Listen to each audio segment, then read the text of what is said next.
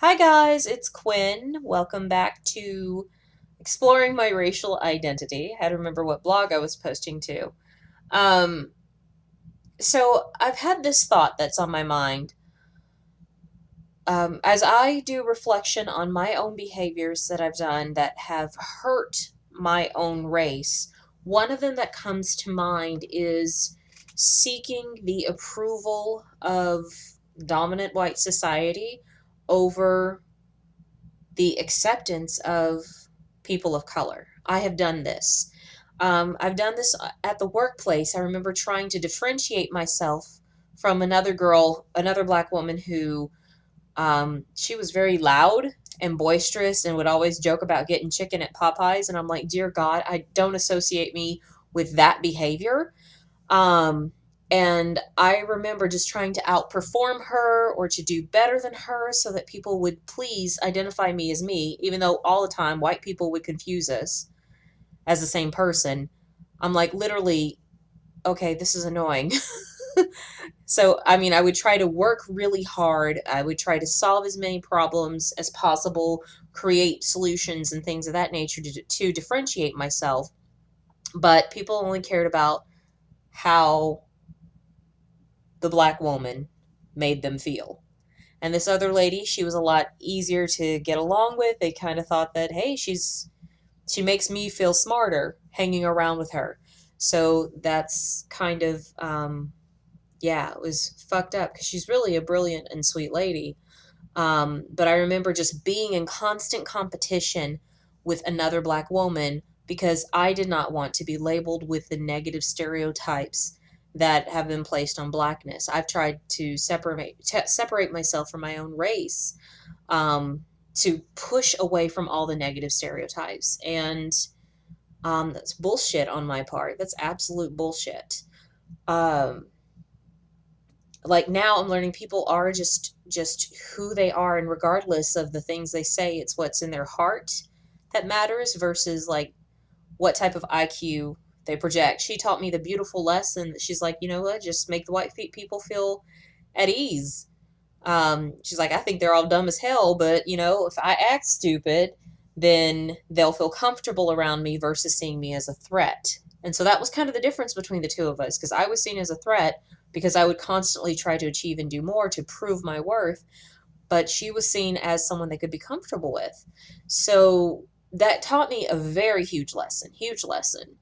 Um, and so I think about how, as people of color, as a person of color, I can speak for myself, and I can speak for other examples that I've seen in my life. But when, as a person of color, when I'm in a group of people, and they're mostly white people within the group, um, I tend to try to outperform the other person of color. I also tend to try to outperform the most dominant white male in the group, but of the least, I'm like, I want to do better than the person of color that's seen, um, which is really stupid.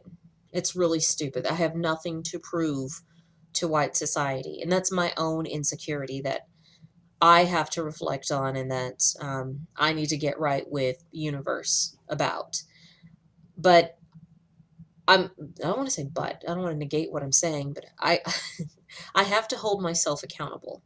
I have to hold myself accountable for my actions because I need to show up, um, for not just for myself, but for my race.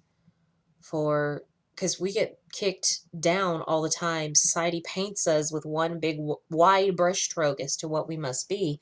So I don't think my people need me in the way, blaming, judging, trying to prove I'm better than.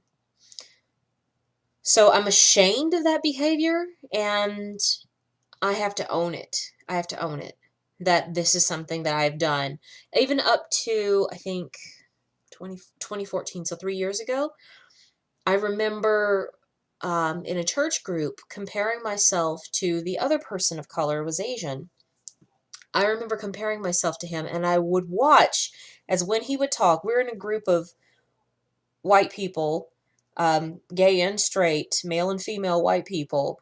But I remember watching him as he would talk, he would square his shoulders and kind of, I can't do it, to straighten himself up, but kind of like that. I would watch his body language when he was trying to say something that would put me in my place, or to, yeah, to show his position of power or what have you. And I'm like, really? Really, motherfucker? But I do this shit too. So it's kind of interesting to look at how we as people of color try to position ourselves so that we win favor of white dominant society. And I'm learning as I navigate that society that it's not worthwhile for me to have their favor. I don't care. I don't care to have the approval if it means that I compromise being myself. That's what I'm learning. That's what I'm learning. It's just like, I don't care. But that's like a lot of unpacking that I have to do, to look at my behavior of the past, see what I was doing it for, what was motivating that behavior, so that I can stop doing those things. Because it's just shit.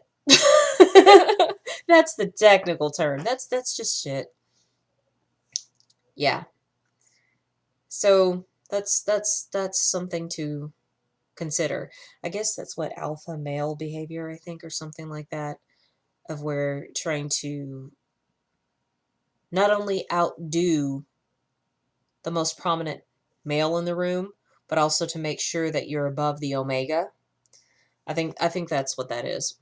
Whatever that bullshit is. Yeah. So that's where I am, just owning my mess.